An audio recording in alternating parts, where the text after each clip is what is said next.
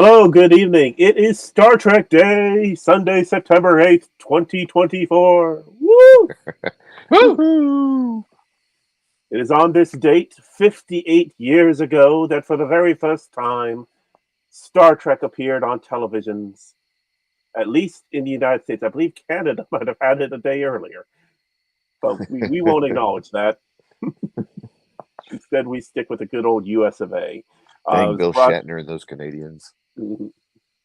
And of course, that very first episode that was released on Star Trek Day, the very first in 1966, was The Man Trap, which was the third episode to be made of the final series, which is actually the fourth episode when you count The Cage, the original pilot. So, yeah. Or as I have here, I have the original soundtrack for The Cage and Where No Man Has Gone Before, the second pilot. So we started with those days, and then we went on from there. That series lasted for 69 episodes, then was canceled unceremoniously, although it was lucky to get a third season. Then you had the rise of fan conventions and the attempt to try to bring it back. And then from there, we get spin-offs from regular Star Trek. We get Star Trek The Animated Series in 1972 and 73. Then from 1987 to 1994, we got Star Trek The Next Generation. Spinning off from The Next Generation, starting 2 years before it ended, is Star Trek Deep Space Nine. Spinning off from Star Trek Deep Space Nine, right after Next Generation ended, was Star Trek Voyager. And then, of course, we have spinning off from Voyager, one of the most recent shows, Star Trek Prodigy. Star Trek The Next Generation, one of its movies, led to the spin-off Star Trek Enterprise, and they have also had spin-off from Next Generation Star Trek Picard and Star Trek Lower Decks. And then Star Trek Lower Decks has its own spin-off, Star Trek Very Short Treks, which is loosely spun off of the animated series and Lower Decks. But it didn't fit on the graphic if I tried to put it over there. And then, of course, we got New Trek reboot in 2017, going back, spinning off from the original Star Trek. We get Star Trek Discovery, and then it's now 3 spin-offs, Short Treks, Strange New Worlds, and the forthcoming Starfleet Academy. And if all goes well and our wishes are granted, there will be more shows to add to this, including a spin-off from Picard, Star Trek Legacy, which we would hope to see. And of course, we now also know that there is a Star Trek live-action comedy series coming. We have no idea the name of it or where it will fit in, whether it will be a spin-off of Lower Decks or something else. We will find out.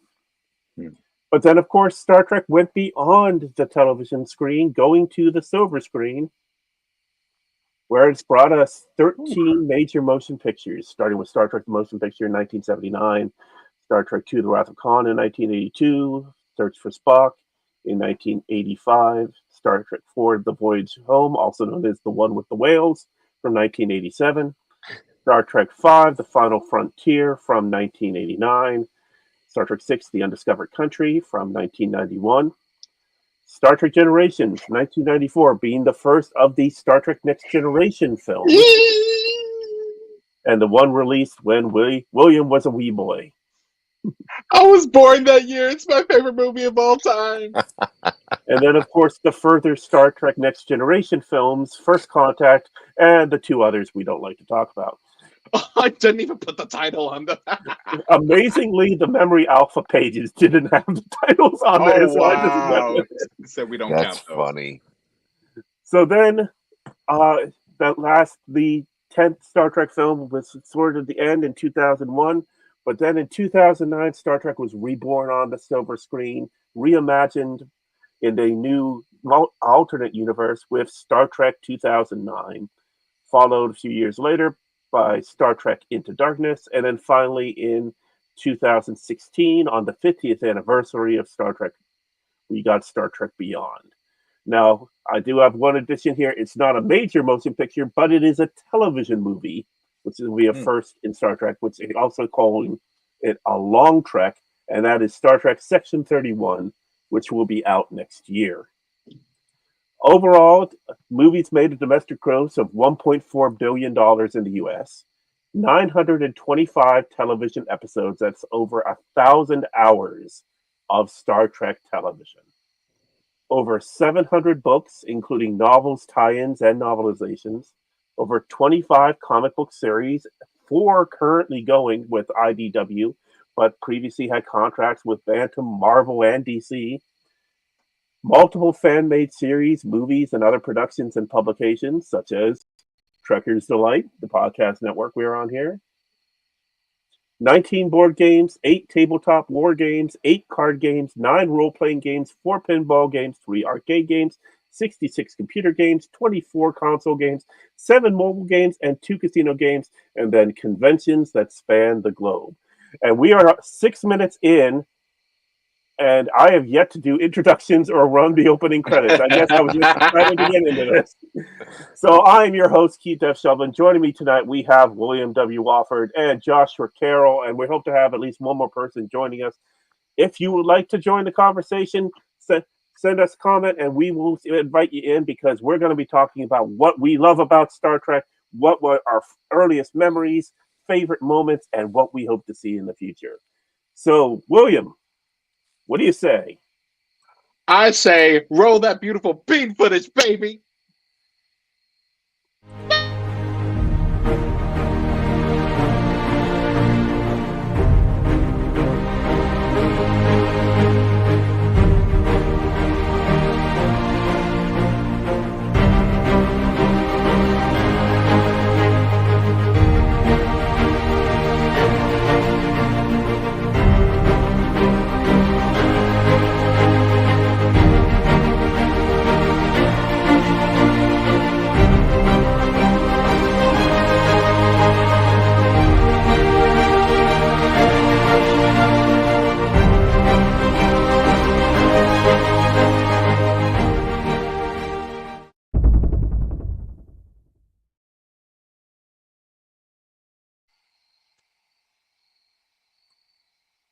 All right. So, who would like to start us off with their Trek memories?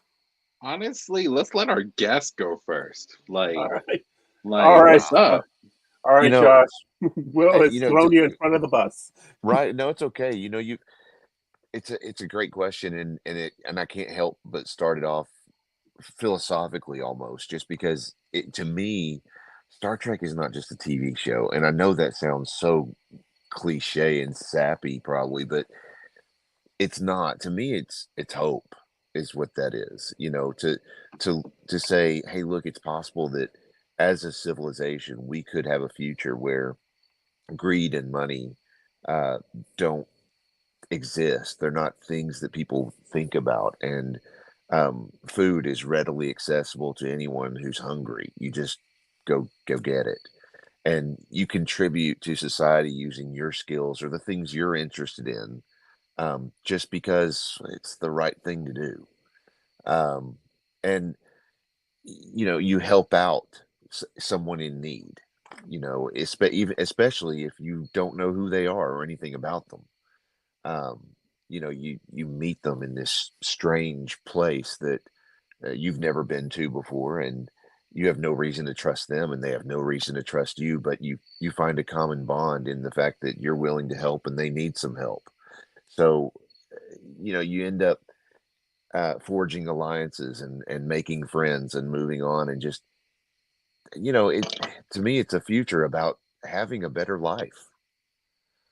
So I know it's just, but when you ask me something that broad, I've got to start with an answer that's pretty big.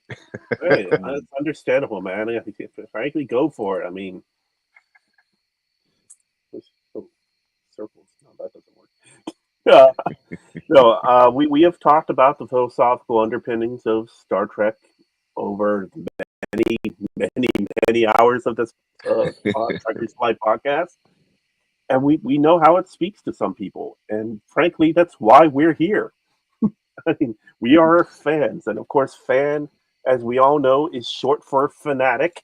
That's right. That's right. I'll be honest, I didn't know that. Oh, did you not? Yeah. Mm-mm. I thought fan and fanatic were just two different words. No. I should have put that together. Yeah. Yeah. Oh, that was funny. Woo. That was beautiful, Josh. Though that was funny. Thanks. Yeah. Yeah, I know. Well, I I was just going to say, and then you get into the other details of the show itself that really kind of jump at me as a software architect or a programmer. I like everything to do with all the tech, everything. You've got the LCARS interface, all of the little gadgets that the salt and pepper shakers that they used as a medical tricorder, Mhm. and of course, being able to transport, from one place to another. And yeah, I think they just recently were able to accomplish just that with one particle. They Mhm. had it actually transport from one place to another. So, in the way that it's really pushed society as far as tech goes as well. You think about the tablets.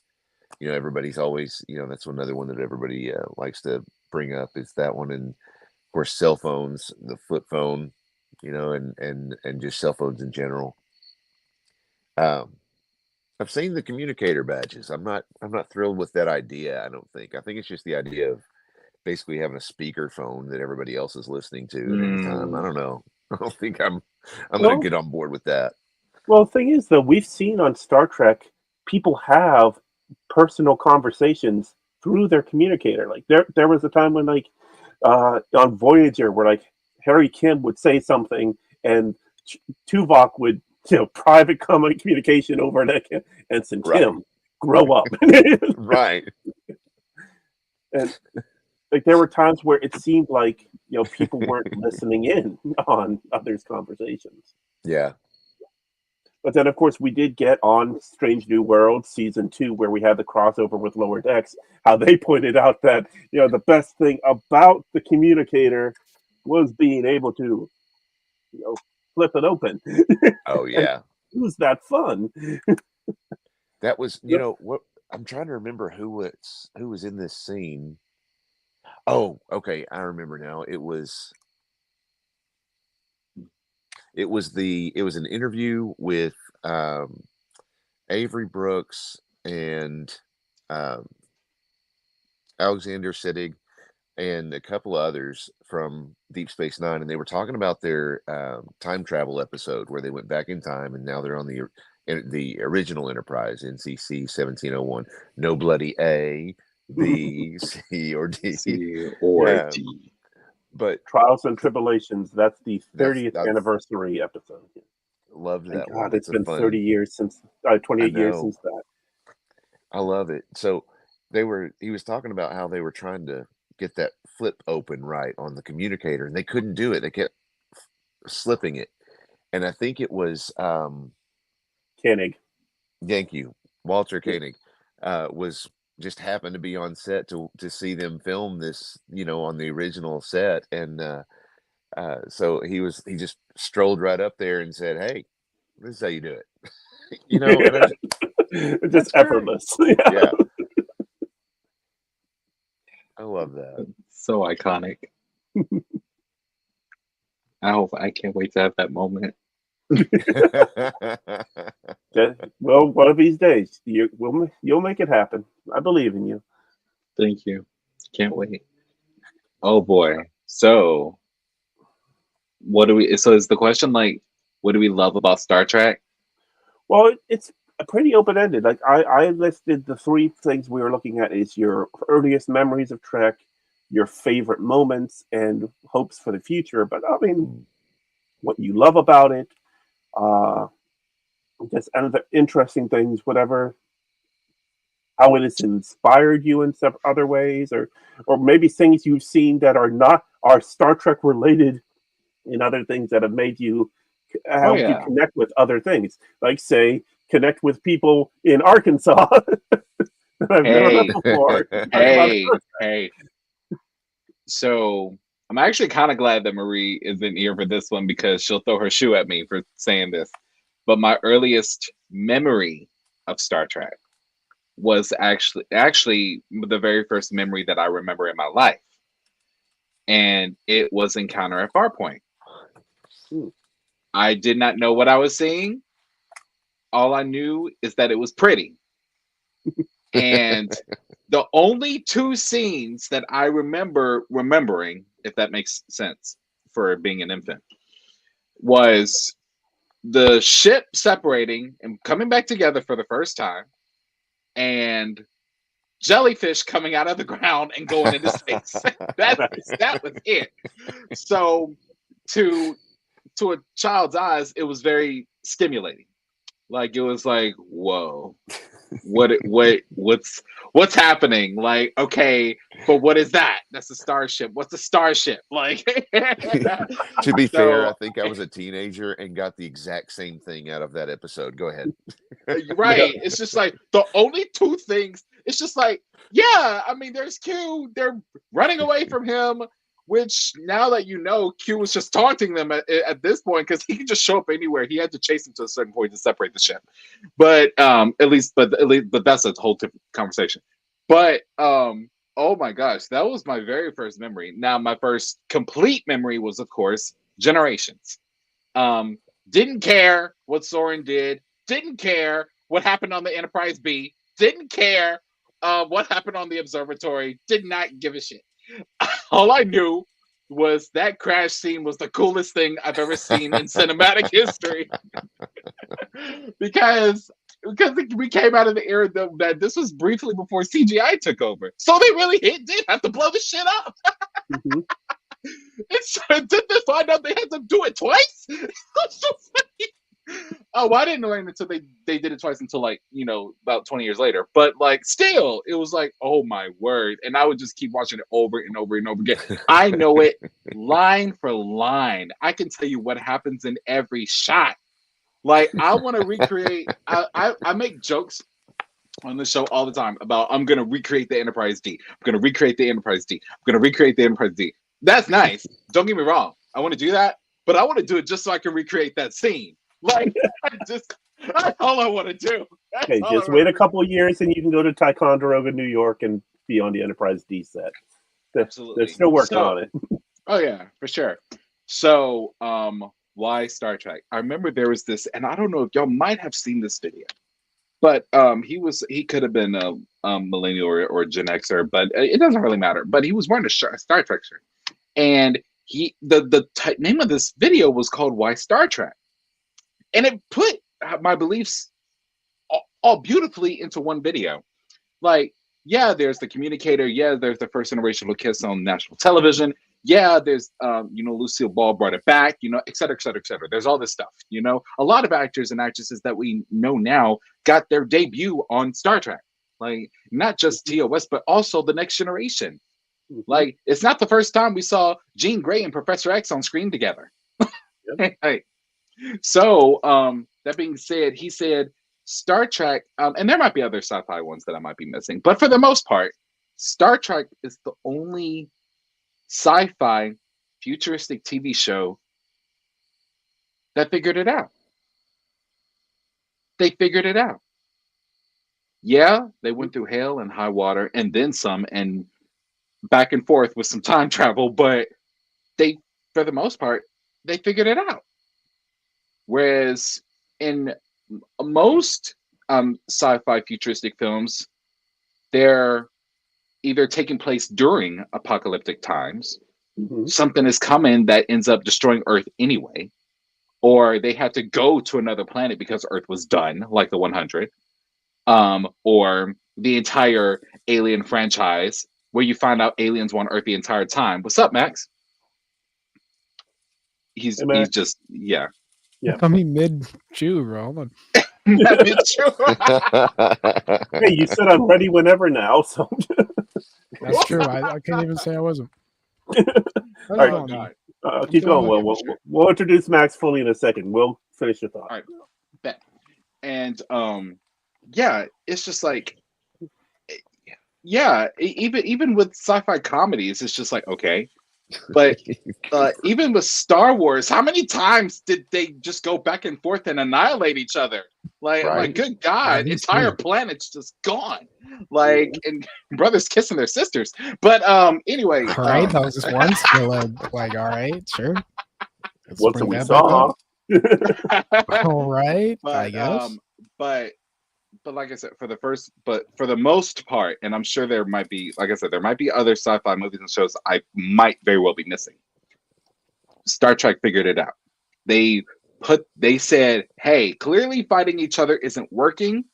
So as far as Earth goes, we're gonna set aside our differences and reach for the stars together. Because each point in history was progress made when we all came together.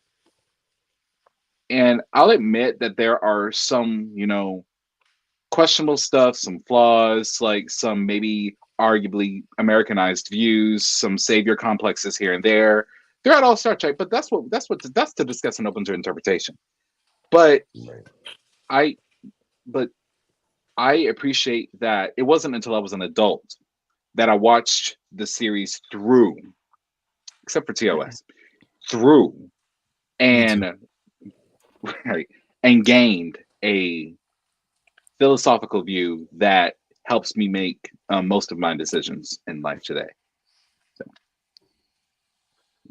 So joining us a little bit late, but it's okay, is Maxwell Hughes, one of the newest Star Trek fans. If you've been following the Trekkers Delight live show, he's joined off and on over the past few months and shared his thoughts as he's gotten into Star Trek recently.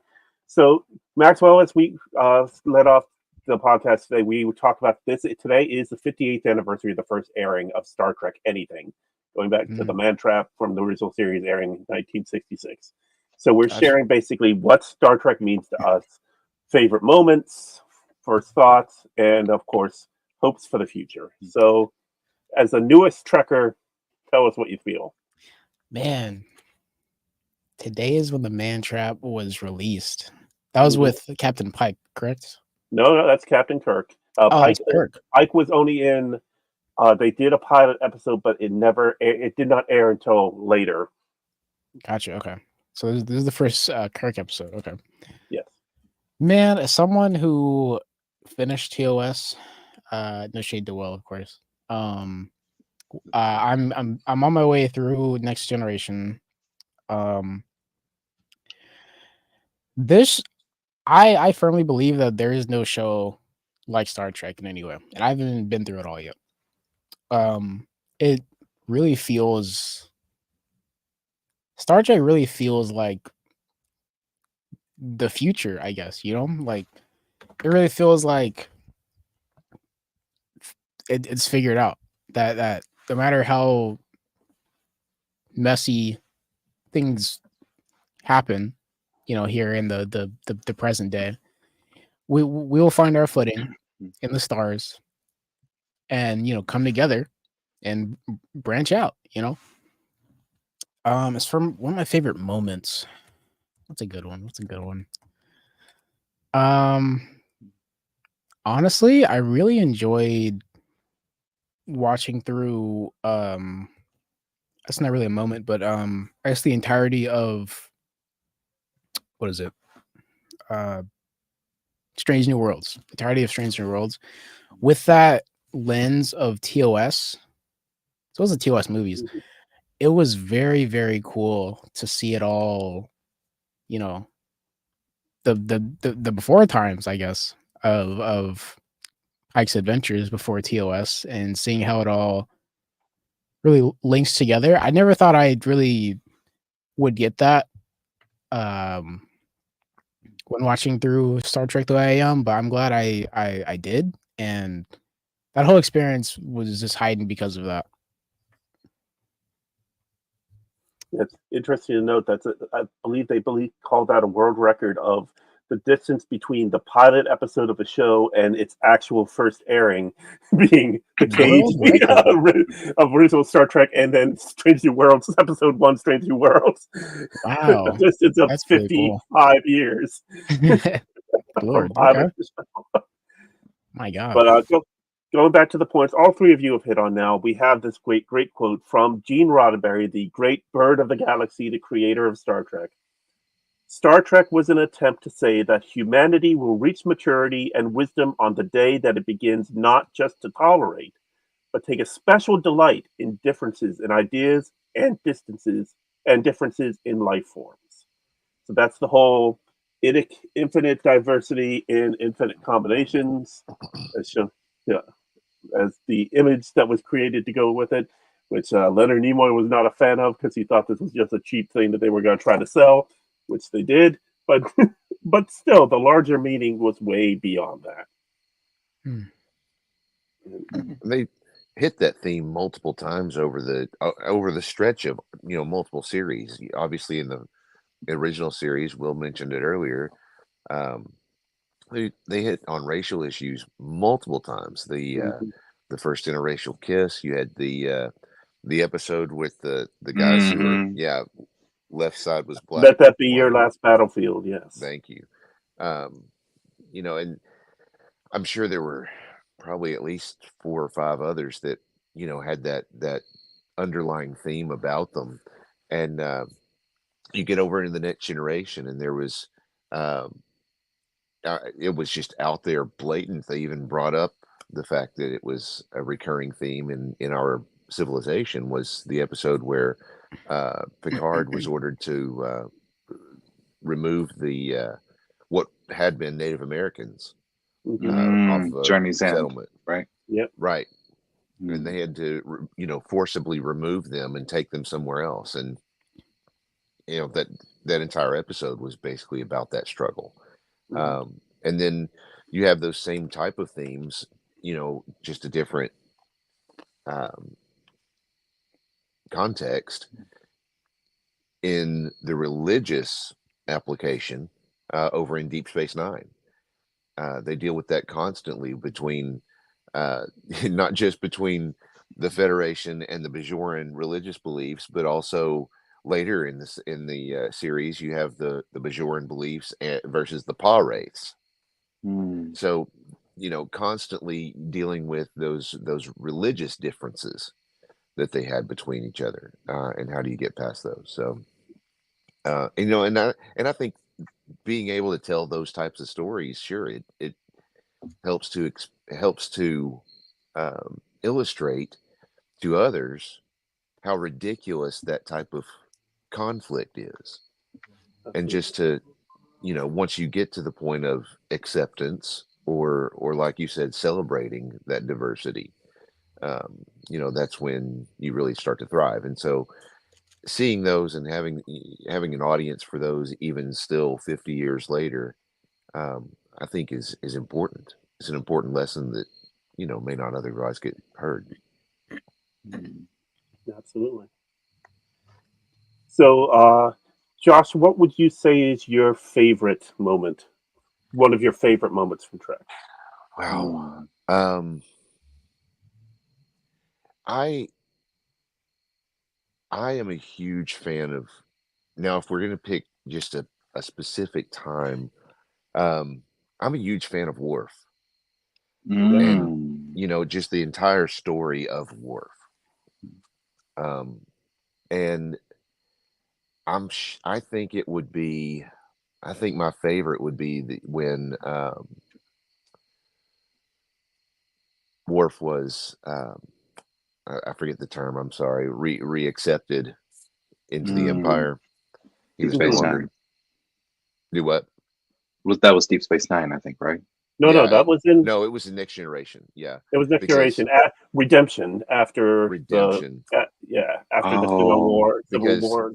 Captain Picard agreed to be his Chadich, and he had to explain to him, look, when we go down there and you're my Chadich, basically you have to listen to me. You can't be my captain down there. And it was a whole thing, and went back and forth. They found reason to let him back into the council, and I love seeing that kind of story come full circle. And it's a nice. I love the fact that it wasn't the end of that story. Absolutely. All right, William, favorite moment? Show or movie? Any of it? Yeah. Ooh, Well, I might have a second one then. right. Oh, no problem.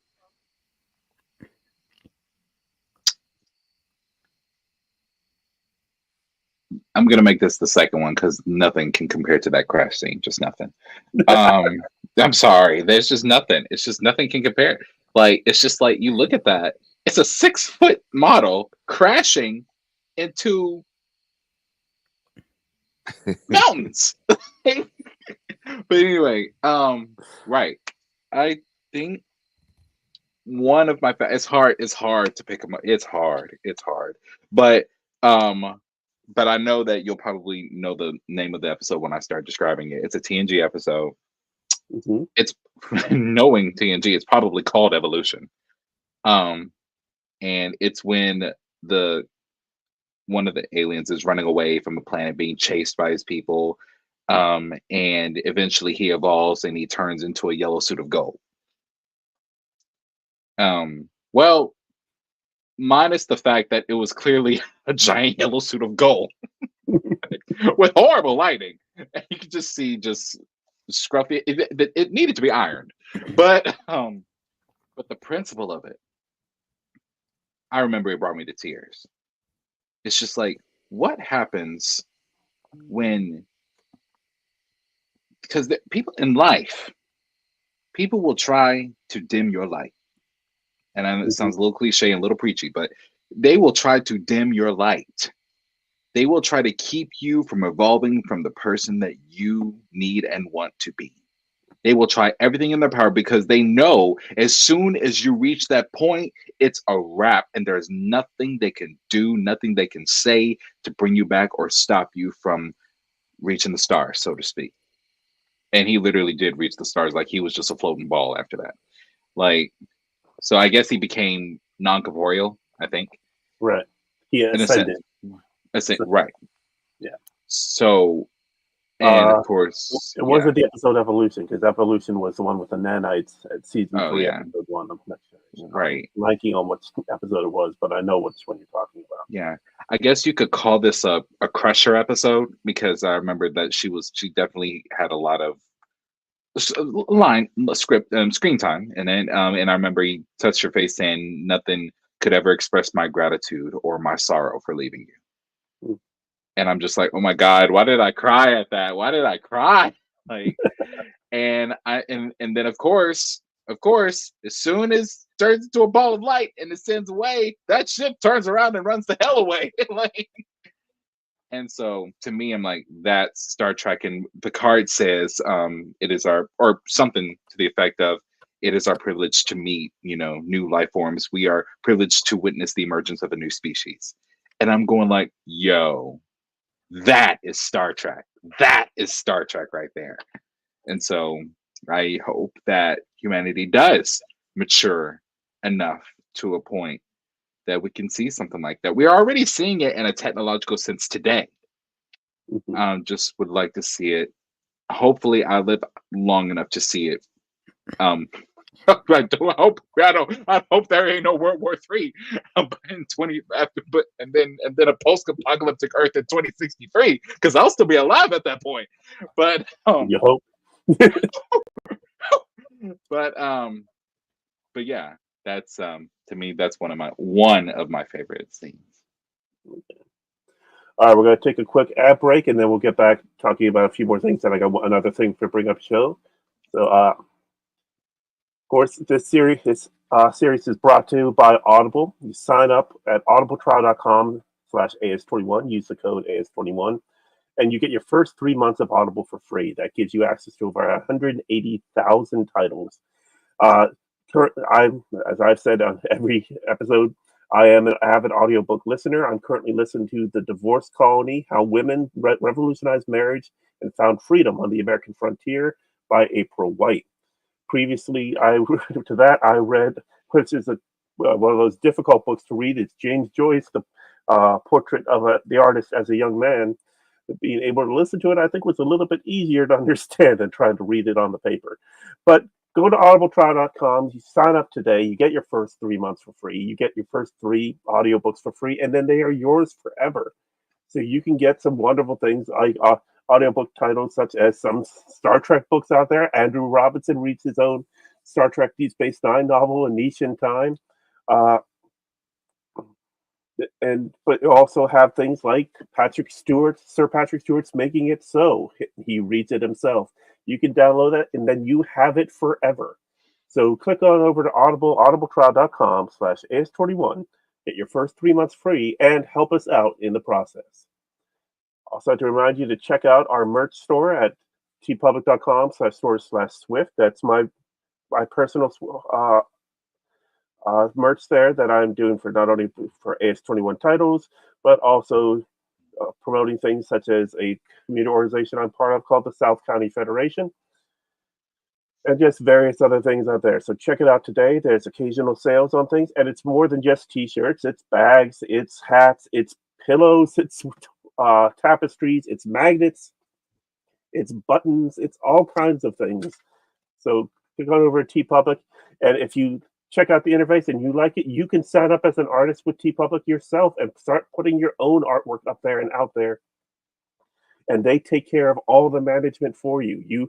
You pay there, they do all the printing, they do all the shipping, and you reap the benefits. So check that out, tpublic.com. And finally, remember that we are in the process of trying to save Lower Decks. Season 5 is currently slated as its series finale, going to start on October 24th. But if you sign the change petition, we're currently getting close to 10,000 signatures. We're doing our best to try to keep Lower Decks going after season 5.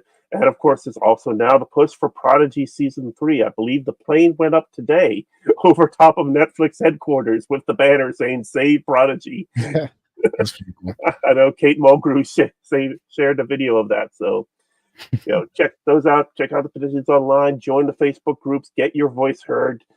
Lower Decks and Prodigy have both allowed Star Trek to reach out to new audiences. So do what you can to be part of the conversation and keep these shows going. All right. Now, one final thing I have here. Okay.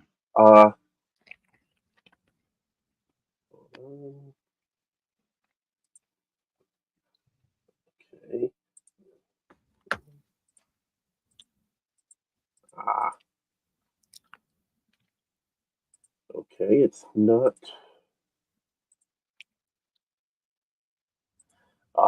See, I forget what happened. I added the slide separately and I have to add it in again. Okay, so I found the TV Guide listing for the original Star Trek from 58 years ago tonight. And so 58 years ago. 58 years ago. Jesus. Yes, much older than you are, William. It is much older than you are. Yeah. So here we are, 8:30 p.m. on Channel 5, Star Trek premiere. Twilight Zone type science fiction series aims at kids and adults with a weird opener about an alien body on a strange planet who assumes shapes of men or women in its quest for life-giving salt. The puzzling plot teeters on the absurd but walkie-talkie devices, colored space food, laser beam guns, and the pointed ears of spaceman Spock will appeal to the youngsters. The star of the series is normal-eared William Shatner, playing a no-nonsense spaceship captain. Normal-eared. Bro, I want to roast this so bad. Oh my because God. I know they're being for real. Like, Right. they're being for real. And Yeah. I feel like, bro, they really just put color in parentheses at the bottom. Like, by the way, color. At that point, only probably about 30% of TVs were color TV in the United States. Right. Oh, yeah. Oh, yeah. And then they really said, I mean, I can understand walkie-talkie. I can understand that. But they Sure. really did say not normal-eared William Shatner. I don't know. Right. Wait, like, I feel like even in 1966, I feel like that was a joke. I feel like they threw shade at William Shatner. Like, hey, No, but this plot is insane. An alien body on a strange planet who assumes shapes of men and women in its quest for life-giving salts. I'm not watching that. Right. But you did watch that. That's the man trap. That's what the mantra. And the thing is, they really just gave away the plot because you're not even supposed to find out until you're halfway through Right. that it's all about salt. Yeah. Like, They But, did I that mean, with a this lot of is- this shows. is- Yeah. This is up there with one of the worst ways to describe a plot. Like, Yeah. bro. no, what was that? Young woman kills an older woman, then joins with 3 others to kill again. That's I mean, the Wizard of 'cause- Oz. Because it's like today, we would probably describe this episode as Bones meets his ex on an alien planet, and Yeah. but there is more than meets the eye. Boom, that's it. Yeah. But then, of course, we know who Bones is. Oh yeah, we know who Bones is. My bad. Well, Yeah. yeah, Dr. McCoy. There we go. Like, Right. yeah, A ship's AKA doctor. Bones. A ship's doctor. Like, Coming to the aid of his long lost love, finds, nah, they were finds roasting horror this. instead. They were It's really just the roasting way- this. It's just the way they worded it is just so crazy. It's like, here's the plot. We also have funny-eared Leonard Nimoy and regular-eared William Shatner. It's like, Oh, okay. and Okay, you but- know that's had to have pissed off Shatner that Nimoy's name went first. oh yeah, I oh, yeah. wanna know Bro. what- I want to know what everybody was eating at the time. Because okay, not only is this just not food, it's space food. But no way, Yeah, what does there's that even more. entail? It's colored space food. Like, wait a minute, is everything you're eating just black and white? I mean, back It then, does that's the no- way it was. It has no color? What? Why does it have to be colored space food? I feel like they're saying colored multiple times to give you a hint. By the way, Right. they're all they're and of course you can't There's- say equal, but they're there's- just they're there on the show. There's a lot more melanin in this show. You might. It's definitely giving it living color. Right. Like, Yep. what a no nonsense spaceship captain, bro. They were roasting this. I'm sorry. Like, there's no way you can make me believe that. I understand this is how they spoke back then, but there is like 12 different points where they threw shade at this show. I guarantee the person who wrote this doesn't like the show. Like, oh my god, is this the premiere? How the hell did they No, see it? Oh, Right. maybe Well, it was no, like they were night- given access. They were okay. So, by the way, here is a recreation of what the color food looked like. This is this is as close as I could find to an actual shot of it. Okay. Mhm. Oh, what? Oh, back then they actually had to manually color it. Yes, So we got but that's the food that bear box and weirdly So colored basically, celery. it's Play-Doh. Yeah, and salt and pepper on the side. But this is the Yeah. food that Yeoman Rand brings to botanist Sulu. Botanist. And the botanist, he was not the ship's pilot in the first episode. That's right. Yeah. He was wearing blue at the time. I remember. No. He was wearing blue in Where No Man Goes before. He was wearing Oh. yellow, but he was in the botany, botanical garden lab. Or it wasn't full botanical garden like we had on Next Generation. Well, knowing him, I'm not surprised. But yeah, he had 3 pieces of celery in that food, and then the big salt and pepper shakers. And of course, as William, as you pointed out, or actually, Joshua pointed out, that those were the replacement salt and pepper shakers. The original ones they bought, they instead use as medical devices. The medical That's funny. tricorder. They put a little fan in there with a light, and Bro. when they push the button, it would just roll the fan, so it looks like the light is blinking, but it was the salt shaker. That's kind of Yeah. cool. Speaking of medical, I can understand having medicinal alcohol, but they actually had actual alcohol in sickbay. Like, Yeah. like it was a Yeah. bar. Yeah. Well, I mean, as we saw in Strange New Worlds, they actually did have a bar later on. Oh yeah. Right. Oh yeah, for sure. But got to remember, they were in '66. They would think of it like a military ship, and you would not have a bar Right. on military ships at that time. That's right. You You would- wouldn't. You would, if you wanted to drink, you either had your own stuff hidden in your, foot locker, or you would wait until you got to shore. Mm. Oh, now that I'm thinking about it, other than space stations, I'm sure I don't know what Federation ship has a bar on it, other than the Well, original. well, Well, af- 10 forward, I guess, but Yeah. yeah. Eventually, Yeah. Next Generation, we end up getting a bar as part of the ship. There's But there one on wasn't the a bar. space station, K7. Yeah. well, Yeah. There's one on that mine. is okay. And Oh, of course, man. I got one Space door. Nine, being the space station, had its bar. It had Mhm. quirks, Mm. but Voyager didn't have a bar. Enterprise definitely didn't have a bar. They barely had a mess hall. Mm. I think And then it Discovery wasn't had one. not until season 3, when they went When to they, the 32nd century and got the refit. Then they got the bar. Mm. They did not Okay, have a bar before then. I didn't notice that. Okay. Yep. Huh. Yeah, they got a bar when they got the refit. Then, of course, Strange New Worlds got a bar, so that actually is a bit of violating the canon there for the Enterprise to have a bar in Strange New Worlds. Right. Yeah. Huh. So we're about 46 minutes. And I want to go ahead and give my stories on Star Trek means to me. From my first memories, I remember seeing Star Trek IV: The Voyage Home in the drive-in, which really shows my age. That was during its original run. I was about 4 years old. Then I remember seeing it when it came out on video cassette, and it had at the beginning a trailer for the Next Generation. Oh. So some of the first footage I saw of the Next Generation was the trailer that they had at the beginning of Star Trek IV. Mm. And so I got in Next Generation as my show, and then I started going back and watching more and more of the original series. I think I had seen like Miri and Menagerie and a couple episodes from season 1 or 2 before I watched Next Generation and the movies. And then, of course, from there, I got more and more into it. I watched Next Generation as much as I could as it bounced around on the syndicated dial. I only watched a couple episodes of the first season of Deep Space Nine and didn't really like it. So I got back into it about 3 or 4 years later and then loved it absolutely.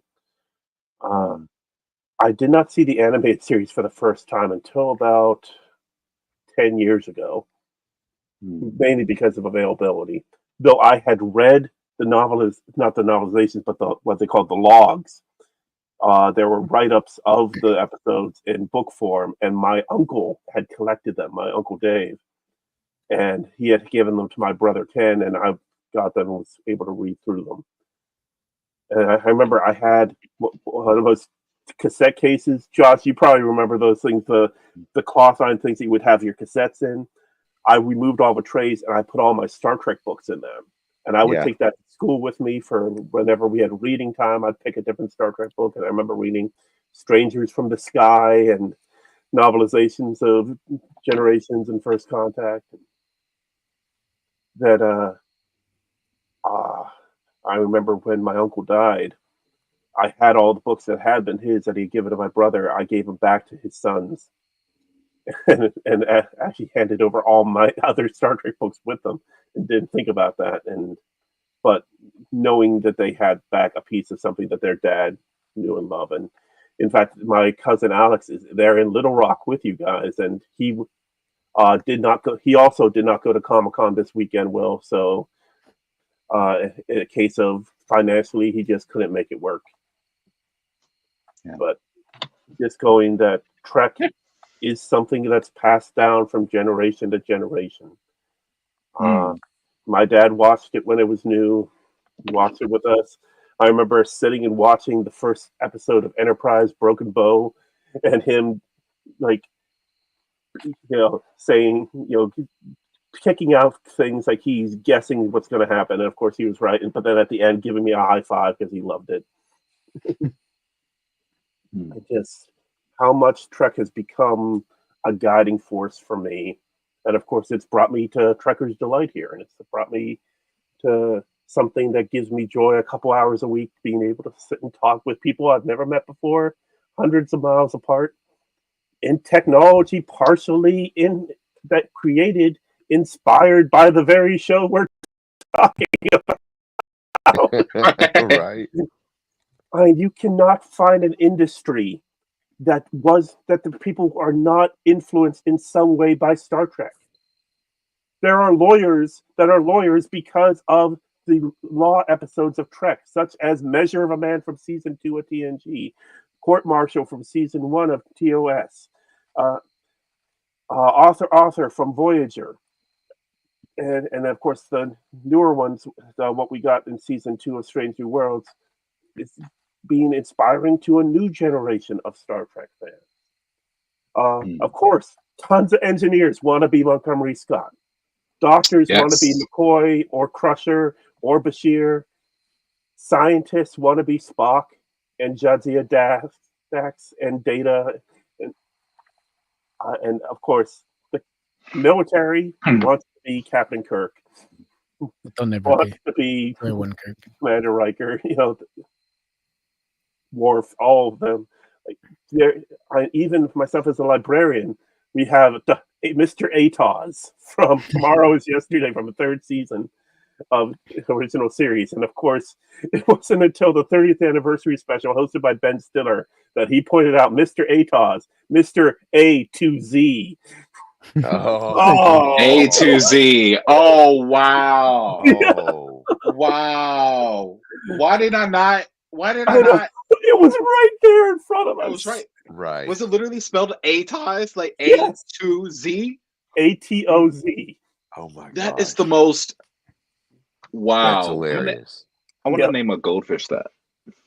Right. What's funny is that inspires that character has inspired librarians, and it also inspired a young man who decided to start reselling books out of his garage through a website, and he liked the idea of A to Z, so he just named his company after one of the mightiest rivers on the planet, and his symbol Amazon with a smile going from the A to the Z. That's cool. You're kidding me. No.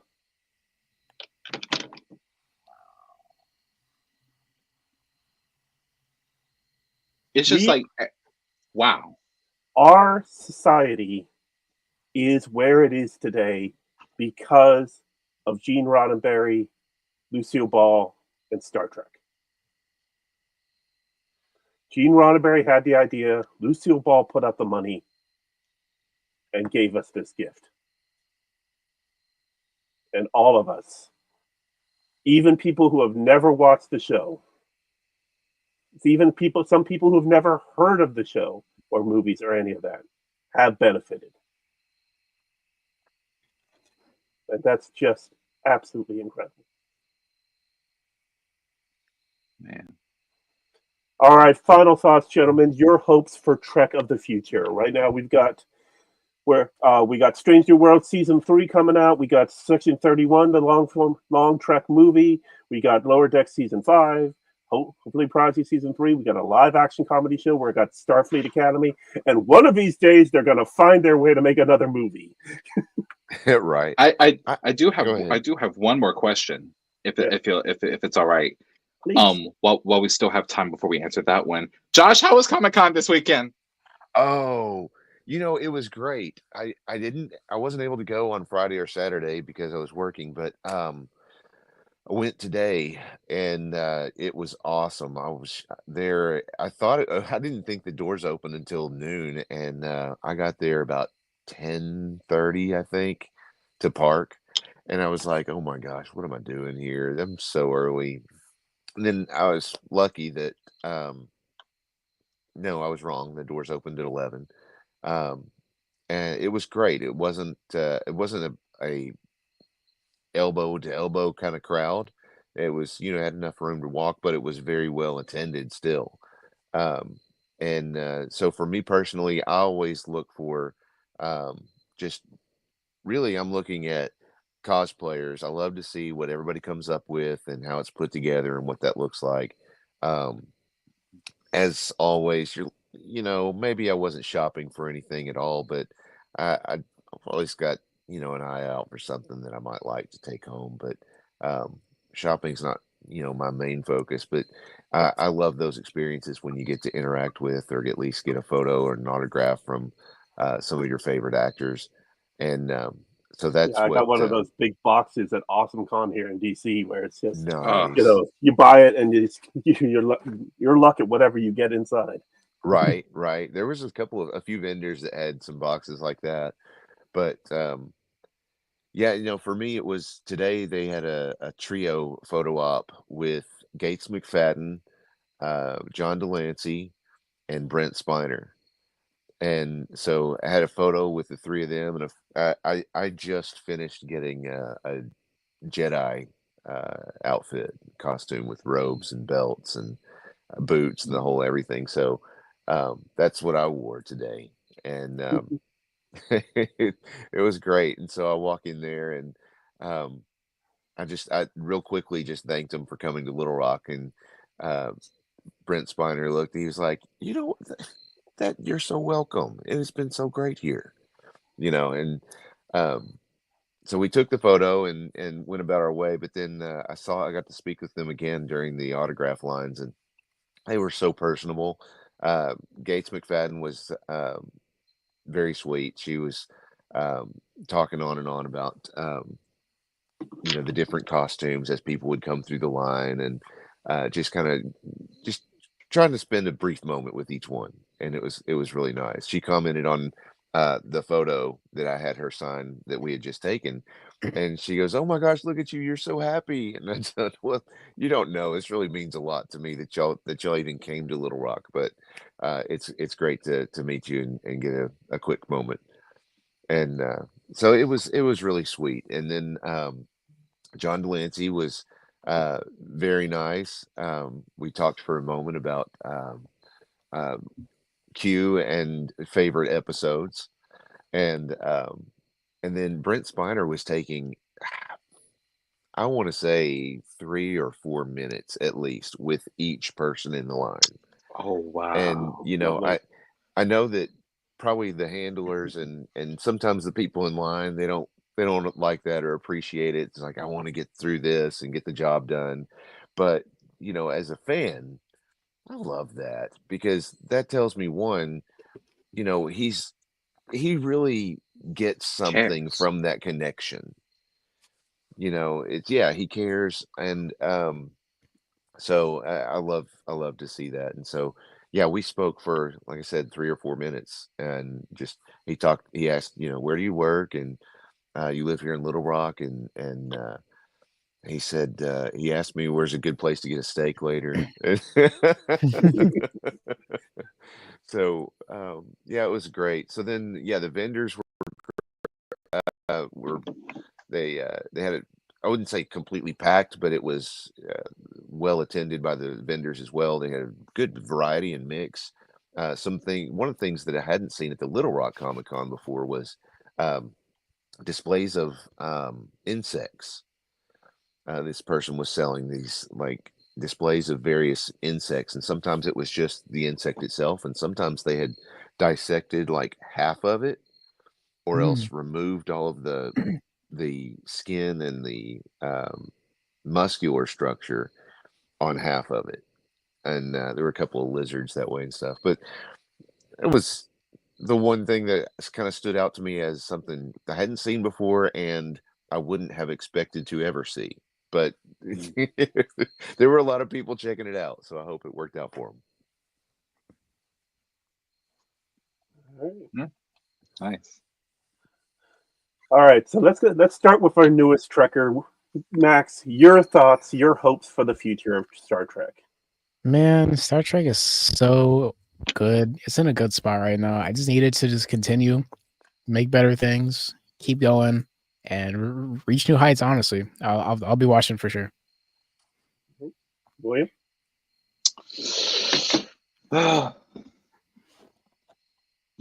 Nothing's perfect. Except for Star However Trek. Oh yeah, for sure. However shaky these shows be on and off, I just hope that we get a continuation of Star Trek, period. Even if it's not a consecutive one right after the other with a 2 week gap, like we used to have like that the other year. I'm thankful and blessed to witness Trek be made in real time today, and I hope that continues. Josh? I'm right in saying that Section 31 is a spinoff from Deep Space Nine, right? Technically, it's a spinoff of Discovery because it stars Philip Oh. Georgiou. Oh, okay. It was introduced in Deep Space Nine, the idea of Okay. Section 31.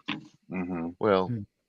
I guess my only hope is that I don't really hate the comedy show.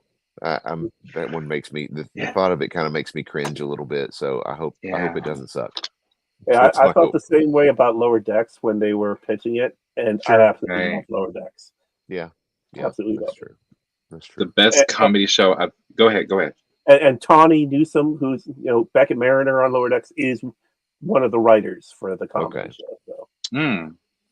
And she's also helping write Starfleet Academy too. So. Okay, a little something.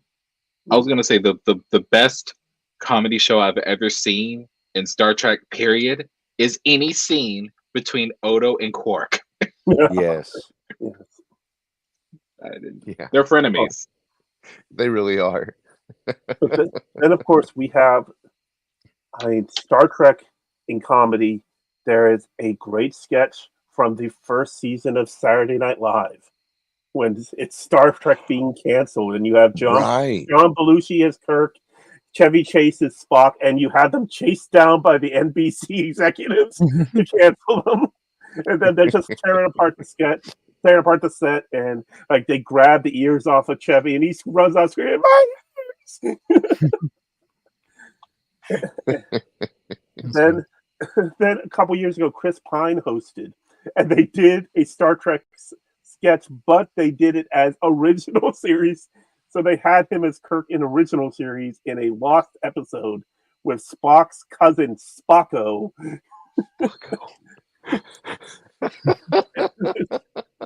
And then when Sir Patrick Stewart hosted Saturday Night Live, they did a Next Generation / Love Boat takeoff. Love Boat the Next Generation.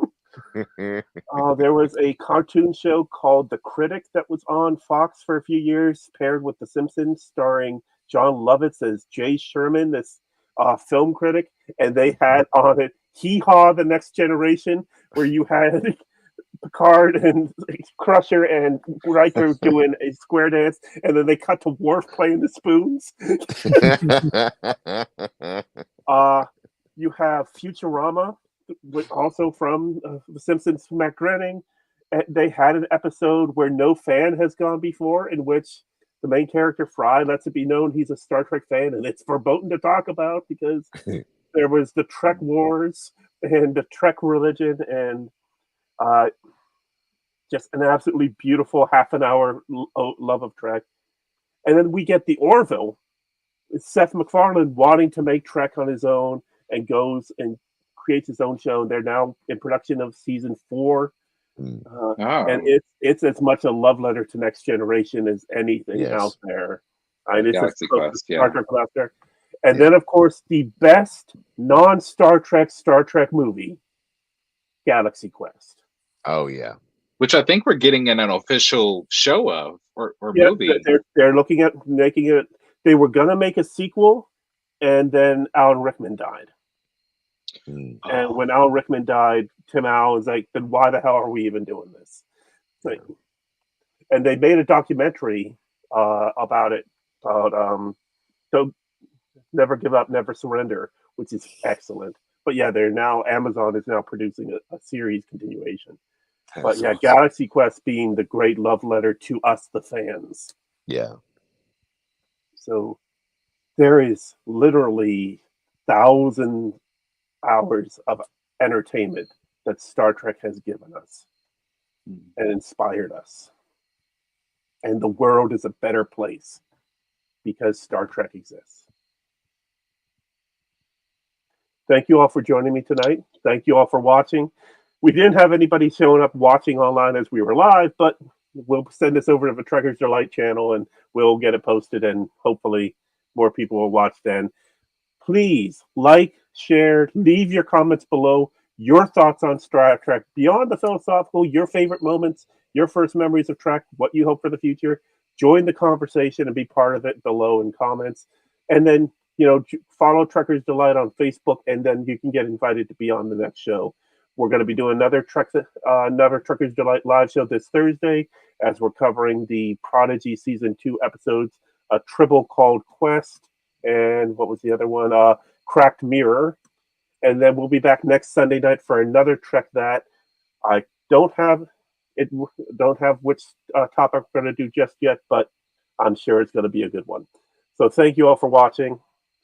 For Trekkers Delight, I am Keith S. Shelvin. Joining us, thank you, William Walford, Joshua Carroll, and Maxwell Hughes. Live long and prosper, everyone.